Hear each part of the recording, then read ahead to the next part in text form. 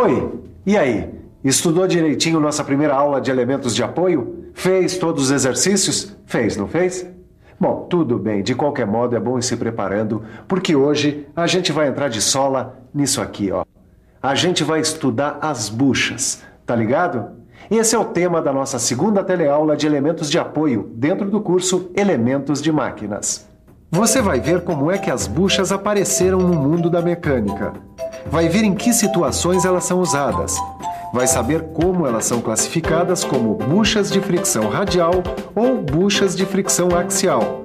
E você vai conhecer também as buchas guia, que são usadas para furação e alargamento. Bom, como você já viu, hoje é o dia das buchas aqui no Telecurso Profissionalizante. E pode se preparar, porque as buchas estão soltas.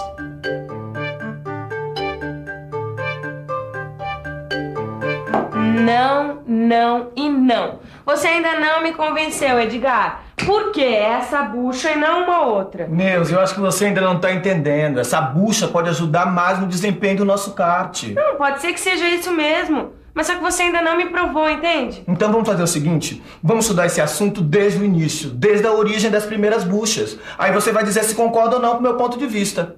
Você topa? Se eu topo, é claro que eu topo. Você sabe que eu adoro estudar. Aliás, eu gosto mais ainda quando a gente estuda a história. Quando a gente conhece as origens do assunto que a gente está pesquisando. E o assunto que a gente está pesquisando hoje é a bucha. Mas para a gente ficar por dentro da origem da bucha, primeiro a gente tem que ficar por dentro da origem da roda. E você está por dentro desse assunto? Não se sabe quem inventou a roda, mas sabe-se que os povos da Mesopotâmia, há mais de 3.000 anos atrás, já usavam carros. Esses carros eram puxados por burros e tinham 2 rodas. Mais tarde, alguém teve a ideia de apoiar essas 2 rodas num eixo. E foi aí que apareceu um bom motivo para se inventar a bucha, o atrito. O movimento rotativo entre as rodas e o eixo causava muito atrito. E esse atrito desgastava muito as rodas e o eixo. Como antigamente o eixo era feito de madeira, essa troca era muito fácil de fazer quando as rodas e o eixo estavam gastos. Depois, quando esse eixo começou a ser feito de metal, essa troca começou a ficar muito cara e trabalhosa. Então, para evitar que o atrito corroesse as rodas e os eixos dos carros, alguém teve a boa ideia de colocar um anel de metal entre um e outro. Um anel de metal como este aqui, que fosse fácil de trocar e que não custasse caro. Uma peça que resolvesse o problema de uma maneira simples e barata. E essa peça aqui é justamente o que nós chamamos de bucha. Bucha. Olha uma aqui. Ela aparece no mecanismo de um monte de aparelhos e instrumentos que a gente usa todo dia. Como nesse liquidificador aqui, ó. E aparece das mais variadas maneiras. As buchas são elementos de máquinas de forma cilíndrica ou cônica. Elas servem para apoiar eixos, como você já sabe, mas elas também servem para guiar brocas e alargadores. Normalmente, as buchas são fabricadas em metal ou material plástico. Para que você comece a diferenciar uma bucha da outra, vamos dar uma olhada na sua classificação. A classificação das buchas pode ser feita pelo tipo de solicitação que a gente faz a elas. Por exemplo, quando a gente submete a bucha a um esforço radial, a gente usa uma bucha de fricção radial. Quando a gente submete uma bucha a um esforço axial, a gente usa uma bucha de fricção axial. E quando a gente submete a bucha a um esforço nos 2 sentidos, a gente usa uma bucha cônica, essa que você confere aí. Vamos dar uma conferida agora com mais profundidade em cada um desses tipos de buchas, começando com a bucha de fricção radial. Essa aqui, ó. Essa o quê, Neuza? Essa bucha, olha aqui. Uma bucha de fricção radial. É ou não é uma boa pro nosso kart, Edgar? Deixa eu ver. Bom, esta é uma bucha de fricção radial feita de um corpo cilíndrico furado. Por aqui, ó, por esse furo, é que entram os lubrificantes. É o tipo mais comum de bucha radial que existe. E aí, não serve? Não, Neuza, olha, esse tipo de bucha é utilizado para peças de cargas pequenas ou em lugares de fácil manutenção. Foi você mesmo que disse que mais importante do que a gente escolher o material certo era a gente estudar tudo que a gente pudesse sobre o assunto? É verdade. Então, Neuza, a gente só viu um tipo de bucha e você já quer escolher? Pra que a pressa? Tá certo. O Ed tem razão. Por isso mesmo, vamos dar uma conferida nas buchas de fricção axial. Para saber direitinho o que é uma bucha de fricção axial, é que nós voltamos aqui à Escola Senai para conversar com o professor João. Professor, como é que a gente identifica uma bucha axial? Bem, uma bucha de fricção axial é a que a gente usa para suportar o esforço de um eixo em posição vertical. O senhor poderia nos dar um exemplo? Essa bucha aqui, por exemplo, ela suporta o eixo de uma máquina retificadora. Esse eixo fica na vertical, assim. E a bucha suporta o seu esforço. Obrigada. Vamos conhecer agora uma outra bucha, a bucha cônica. Essa bucha é do tipo que a gente usa para suportar um esforço duplo, ou seja, a bucha cônica suporta tanto o esforço radial quanto o esforço axial. Quase sempre, a bucha cônica precisa de um dispositivo de fixação e por isso mesmo ela é muito pouco usada.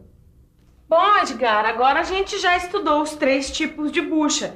Quer dizer, então, a gente já pode começar. Não, Neuza, isso não é tudo, não. Porque além de conhecer as buchas pela classificação, ou seja, bucha de fricção axial, bucha de fricção radial e bucha cônica, a gente ainda tem muitas outras buchas para estudar. É mesmo? É, a gente ainda não estudou outros grupos de buchas que existem, que são as buchas guia para furação e alargamento.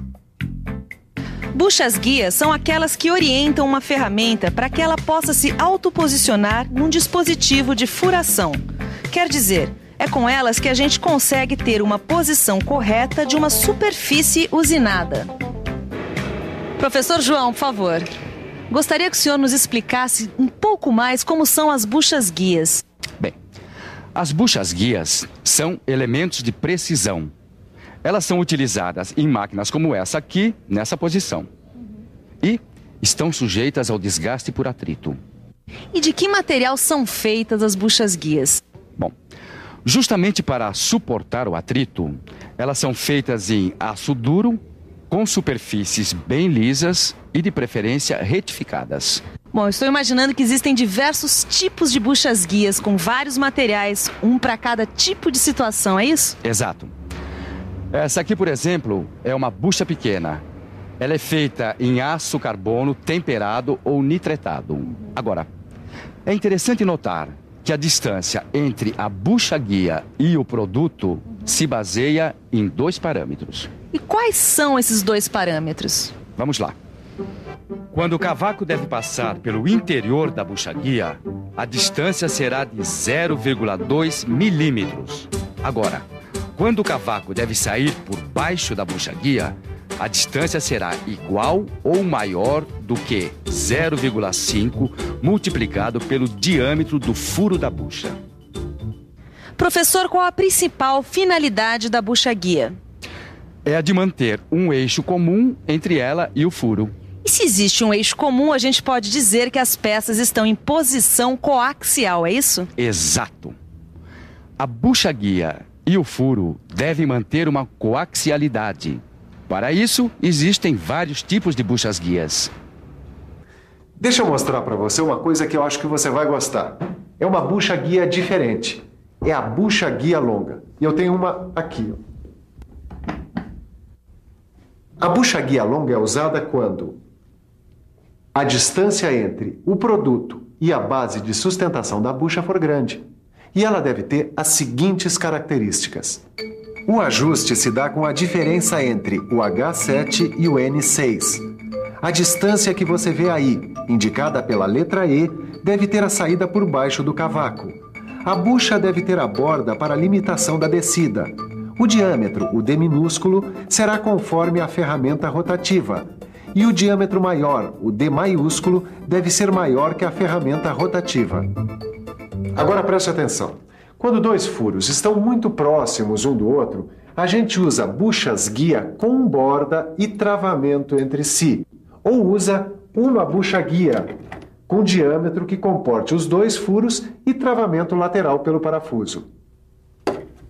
Agora, se for necessário trocar a bucha-guia durante a usinagem, como é que a gente faz? Aí preste atenção. Nesse caso, a gente usa a bucha-guia do tipo removível com ajuste H7J6, com cabeça recartilhada e travamento lateral por parafuso de fenda. Existe ainda um montão, uma variedade enorme de buchas-guia, inclusive buchas-guia tecnologicamente muito sofisticadas, que servem para 3 usos diferentes. Aí é você quem vai escolher. De acordo com o projeto de dispositivos, é que a gente define o tipo de bucha-guia que vai precisar. Concorda? E aí, Neuza, concorda comigo que pra gente escolher bem uma bucha tem que ter isso bem claro? Ah, eu nunca pensei que eu fosse aprender tanta coisa quando eu só queria descobrir uma bucha legal pro nosso kart. Bom, agora você tem condição de saber isso e muito mais, né? Porque você parou, pensou, estudou.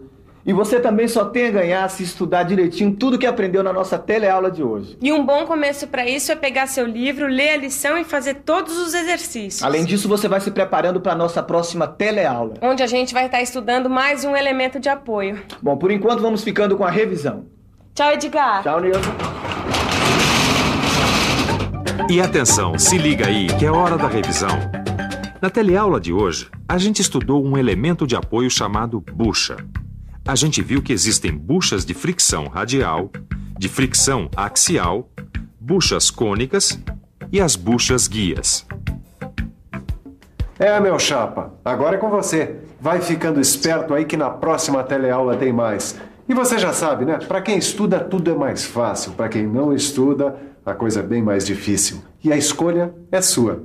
Bons estudos e até a próxima.